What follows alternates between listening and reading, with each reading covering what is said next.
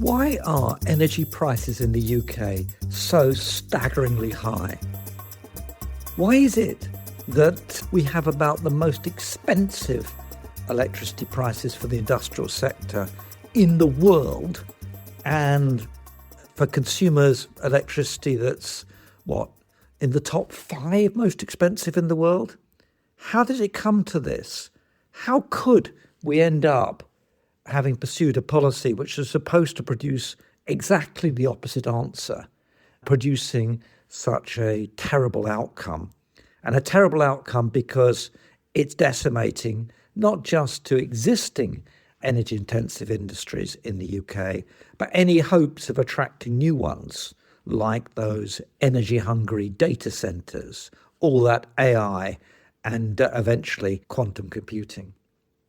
Well, the reason why it's so expensive here, is so much more expensive than the US, more expensive than Europe, is blindingly obvious. You just have to look at the simple building blocks of our electricity system. Now, what have we got? We've got intermittent renewables, and that intermittency has to be backed up. We've got some gas, and increasingly it's gas that's keeping the lights on. Plus, we've got the extremely expensive Drax, very big power station, and we've got what's left of the nuclear industry. That's it.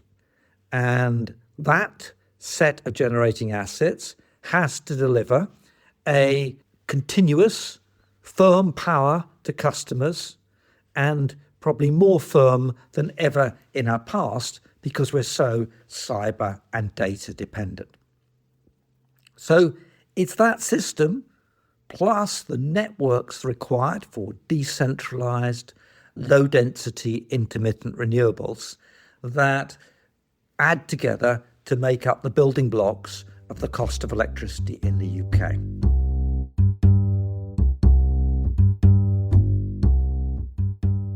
So why do these blocks produce such a high cost? Well, there are very good reasons to build lots of renewables, but you do have to deal with the problem of what happens when the wind doesn't blow and the sun doesn't shine.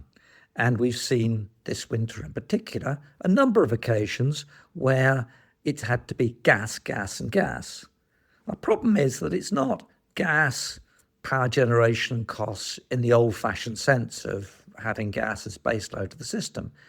The intermittency of the renewables renders everything else on the system intermittent. It will even make the nuclear power stations intermittent eventually if we go on the current path. And because that needs backing up, in the case of the renewables, by 2030, by 35 gigawatts of gas, which will run for, it's estimated, only 5% of the time. These are really big costs, and they're there. Now, the one thing we can say about these costs, whatever the arguments about their precise numbers, is that they are not anything like the vision that our Secretary of State would have us believe. Mr. Miliband told us that renewables are 9 times cheaper than fossil fuels, and particularly gas. Well, the marginal cost of a wind turbine and a solar panel might be close to zero, in fact, but it tells you absolutely nothing about the system costs which incorporate these intermittent forms of generation. You know, if they were 9 times cheaper, then the second part of this vision would also be true. We would have the world's energy-intensive industries flocking to the UK, and particularly to Scotland, to get close to this cheap, renewable wind generation. So much better than a Trumpian America, which is hanging on to its fossil fuels and indeed the largest oil producer in the world. We will be the cheap energy base. Everyone will be coming here to get to our cheap energy. We will be the energy industrial intensive centre of the developed world, so much better than the United States and so much better than the rest of Europe. And of course, it's blindingly obvious. It's just not true.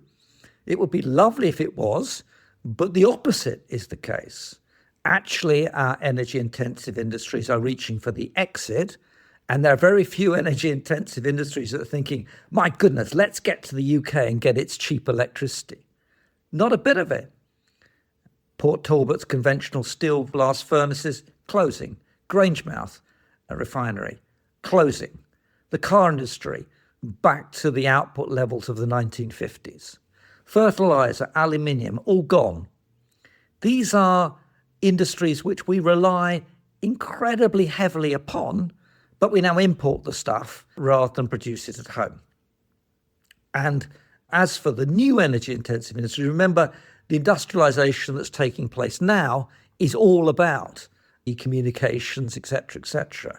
These industries are going to be heavily influenced by where electricity is cheapest because they're going to use so much of it. They're also going to, by the way, need cheap water, and we have quite expensive water as well. And the result of all this is the further illusion.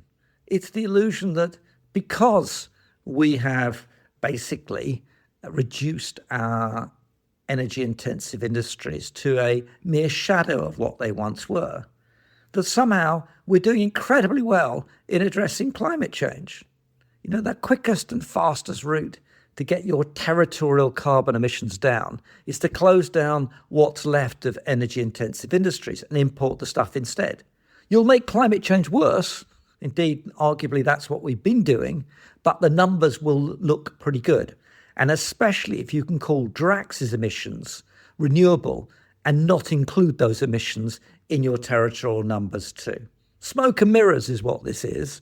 And it would be worrying if that's all it was. But it's much worse than that, because climate change is an incredibly serious, immediate issue. And there's no room to pursue policies which look good, but in reality don't address the question. And worse too, to go on a flat out sprint towards net zero electricity in 60 months? Blindly disregarding the consequences of buying all that stuff from abroad and trying to get to the top of the buyers list and buy out all the rivals in order to meet this very short-term timetable. The costs are high, but this is a way to make sure they're as high as they possibly could be. This isn't good for the climate. This isn't good for our climate change policy, and it certainly isn't good for either domestic customers or for industry or what's left of it.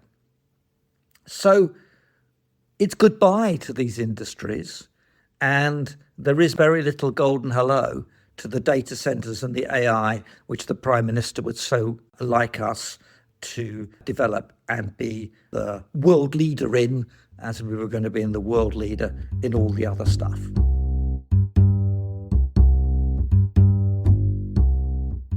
So what's to be done?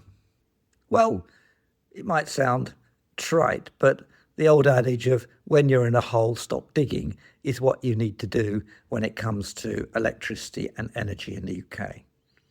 It's really urgent that we address these problems, and the 60-month sprint to net zero by 2030 in electricity is really just trying to take an excavator to the hole you've been digging and make it even deeper than it needs to be. And by the way, in the process, turning a lot of people away from the serious job of decarbonisation and their political and economic support for doing so.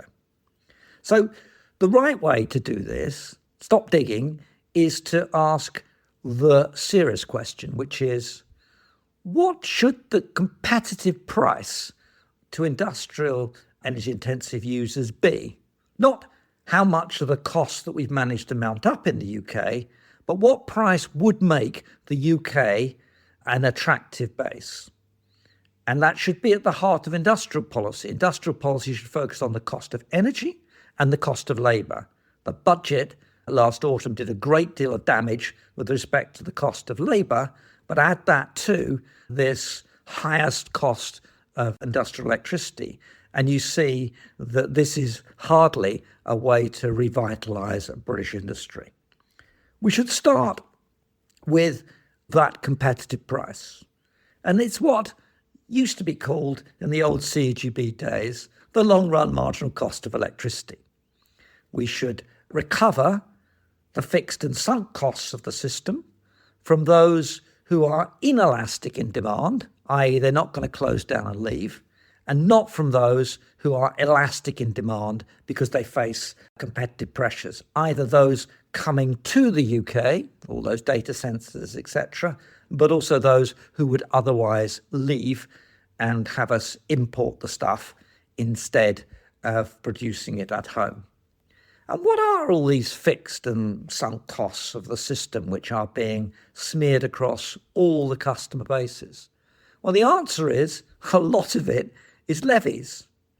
Does it really make sense to charge to electricity bills at the top of the world's league table 25% extra for levies, which are essentially public policies and policies initiated by government rather than by companies? Should industry really be paying for dracs? Should industry really be paying towards the fixed and sunk costs of nuclear? And should industry really be paying not just for the fixed and sunk costs of all those wind turbines and solar panels, but also what are now the fixed costs of a huge gas strategic reserve to stand by when the wind doesn't blow and the sun doesn't shine? Well, yes, it should make some contribution. But the idea we should have the law of one price across industry and domestic consumers is something that came with privatisation and indeed has been very little noticed. Privatisation took away the capacity to charge different prices to different groups of customers. It took away the ability to cross-subsidise citizens at the periphery of our energy networks, and it took away the ability to charge more marginal prices to energy-intensive industry. Well, we live in the world where the law of one price does not apply everywhere else, and our one price is stunningly high. We have to get real. We have to be realistic. We have to say we do not determine where industry locates. It has the choice, and the UK is not a destination of choice anymore. We have to have a realistic deadline about the time it's going to take to get to net zero electricity, not an arbitrary 60 months. We have to have realistic understandings of who and where these really large-scale policy levies should fall. And we need to sort out seriously not the costs we wish to impose upon anyone who comes here, but rather the costs that make this economy a competitive one. Because in the end, if we wipe out the rest of the energy-intensive industries in Britain, and we don't have many left, let's be honest, if we wipe those out, and if we're not an attractive base on energy cost terms for data centres and AI and so on and so forth, then we'll all be poorer. And if we're all poorer, we'll all have to, in any case, shoulder the costs of the electricity system that we've created. Those costs just don't go away. Someone has to pay. And what's more, we'll have less economic output in order to support the ability of people to pay and the economy more generally to function. If you want a twin set of policies which are most designed to be the antithesis of promoting economic growth, then there are two. One is jack up the costs of labour to business, and the second one is jack up the costs of energy to business and keep them at the highest level compared with all your competitors. That is not the route to economic growth. It's not the route to success. And in the process, it's actually not the route to decarbonisation and addressing climate change. Thank you.